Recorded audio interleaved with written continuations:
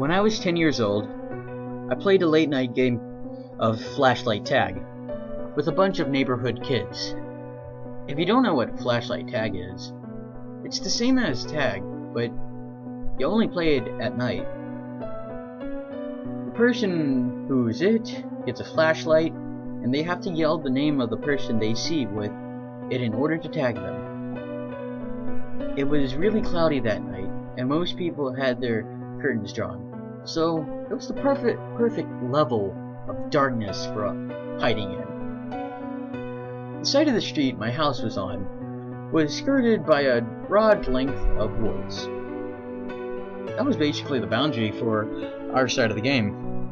You could run through any yard, even go across the street, and run through their yards. But you weren't allowed to hide in the woods, because it was too difficult to find anyone in there, and it was very easy to trip over tree limbs, or end up with poison oak. Of course, this rule was frequently and flagrantly ignored when people got too close to being caught. They'd duck off into the bushes for a few seconds, or run behind a group of trees to evade capture. I don't even remember who it was at the time, but I was hiding in a backyard 2 houses down from my house. The family that lived there had a little playhouse for their daughter, a swing set, and a doghouse, but no dog. I would periodically duck into the doghouse whenever I saw the flashlight searching beam approaching. Those of us trying to hide from the it person like to spook each other in the dark by jumping out of nowhere and making each other scream, giving away our positions. I thought I knew where the it guy was, but I got comfortable hanging out on the swing set. Suddenly, a person with a flashlight came around the corner of the house and angled it almost directly at me. I jumped and ran for the edge of the woods. When I got there, I hovered in case they saw me and were going to yell at me for cheating. Beam of light seemed to explore the swing set and where I was, then came in my direction, but there was no sense of hurry at all to it. I wondered for a second if maybe I'd attracted the attention of the homeowner. Most people on the block knew we were out playing flashlight tag, but you never can be sure that someone won't get nervous if you stay in their yard too long. So I crouched down the grass and waited to see who it was. They shined the light right in my face, and I tried to cover it with my hands to avoid identification. The creepy thing was, they never said anything. They just shined the light on me. "You got me," I explained, hoping that if it was a homeowner, they'd realize I thought they were the flashlight tagger. Then I realized that 2 houses down, people were yelling, and there was the it guy's flashlight beam chasing them around. I stood up and tried to see who was shining the light on me. They just stood there, not moving, not saying a thing. I felt a little freaked out. If you don't want us playing in your yard, I'll go tell the others it's off limits, okay? The person started walking toward me. I didn't feel right, so I started walking toward the edge of the yard. The person just kept shining the light on me, coming toward me. So I ran. When I looked back, the person with the flashlight was running too. And they were an adult, much bigger, much faster than me. I felt scared now. Not sure why this person was chasing me. I was running toward where the other kids had been, but they were gone now. It just seemed to be me and the person with the flashlight, so I turned right and ducked into the woods.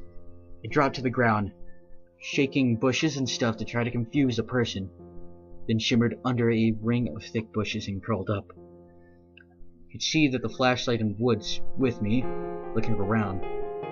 I could hear the person's footsteps, breaking sticks and crunching on pine needles. I didn't know what the fuck was going on. and I just wanted to get back to all the other kids. Eventually the flashlight wandered deeper into the woods. I crawled quiet as a mouse back to the edge of the trees, then got up and ran toward the street. I was immediately caught by the person who was it, but I didn't care. He yelled loud that I was now it, and I tried to tell him that there was someone else with a flashlight wandering around the woods, but he took off into the dark yelling, "No tagbacks." "Don't go into the woods," I yelled, but nobody responded. Of course, any who heard me would just assume I was talking about not cheating at the game. But I was sincerely worried about that person wandering around in them. Of course, now I had a flashlight of my own, so I thought I should go and see if I can find out who that was, just to make myself feel better. I went back behind the house I'd come from, and a bunch of laughing shadows scampered out of sight into neighboring yards. I ignored it and headed straight for the trees. I couldn't see any other light in there, so I thought maybe he went home. I didn't know if it was a man or a woman, but I didn't imagine any woman trudging through the woods at night. So I went about playing the game again. Albeit obnoxious, because of the lingering thought that there was someone wandering in the woods who didn't seem to be playing the game with us. I ran across the street and chased people through the backyards there, but after a while I found the lots empty and realized that they must have gone back across the street. I ran back over and exploring the Beach's backyard. Mrs. Beach had a clothesline with a bunch of drying sheets on it, and her daughter Charlotte liked to hide among the linens and stay close to home in case she got too scared of the dark. She was only a year younger than me. I thought I heard something in the tree line, so I went over and was waving the flashlight around into the woods. "Stay out of the woods," I remember yelling. Waved the flashlight back and forth. A couple more passes. Then I saw someone off in the distance. I held the light on whoever it was. They were about a job into the woods. Hard to make out, but it looked to me like Charlotte. Charlotte had brown hair that her mother insisted on keeping shoulder length. She always dressed dark for a flashlight tag, and Charlotte liked to wear this deep purple sweatshirt, so it was usually easy to tell when you had found her. "Charlotte, I see you," I yelled. She just stood there. I continued to hold the light on her and call her name, but she didn't seem to move. She stood there, partially obscured by a tree, and looked at me. The distance between us was enough that I couldn't see if she was blinking or not, but she had her head propped at an angle, like she was looking around the trunk at me, with her mouth hanging slightly open. Every now and then she sort of twitched or squirmed. It was real freaky kind of movement. "Charlotte, come out of there," I yelled. "Everybody, Charlotte's it, but she won't come out of the woods." Some kids, including my friend Dustin, appeared behind me and started joining in my yell for Charlotte to come out. "Do you hear her?" I asked. "Yeah, she's over behind that tree." "Charlotte, get over here," Dustin said, but she wouldn't come. "Charlotte, are you okay? Get over here, dummy." Charlotte seemed to stand up straighter and then disappear behind the tree. We could hear movement, but it seemed to be going away rather than toward us. Dustin started shouting Charlotte's name again and trudging into the woods after her, but I grabbed him and gave him the flashlight to take with him. I was scared again, because this all seemed surreal. I went to Charlotte's house and knocked until Father answered. "Mr. Beach, Charlotte won't come out of the woods, and I'm worried about her," I told him. I wasn't sure if he'd take me seriously, but he rolled up his newspaper and disappeared into the closet behind the door for a moment before turning with a huge flashlight strapped to a car battery. "Show me where she is," he told me. So I led him to the woods and pointed to where I had seen her. "She was right there," I said, "by a tree, but she wouldn't come out and she was acting like she was sick or something." A bunch of other kids kept calling Charlotte. Charlotte and I could see Dustin's flashlight beam moving around through the trees. Mr. Beach went in and after him. They explored the woods for a good 15 to 20 minutes. Mr. Beach started getting real angry.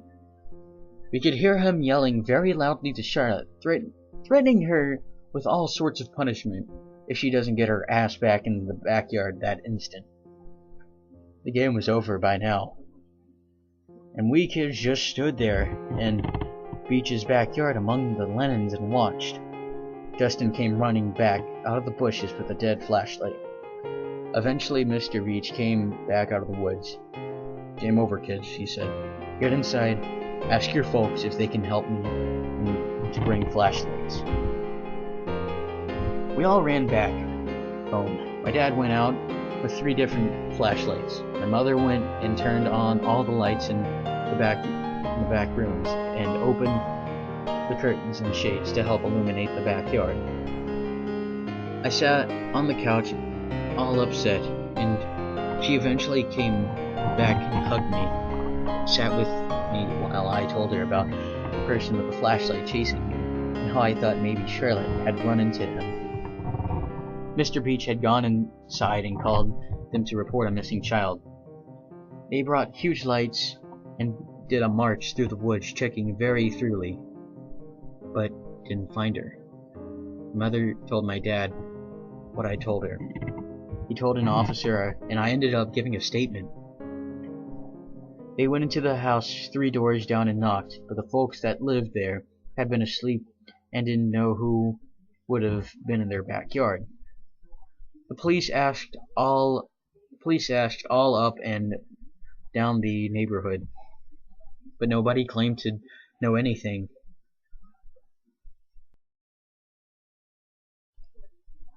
The other end of the woods came to a back road mainly used by logging trucks.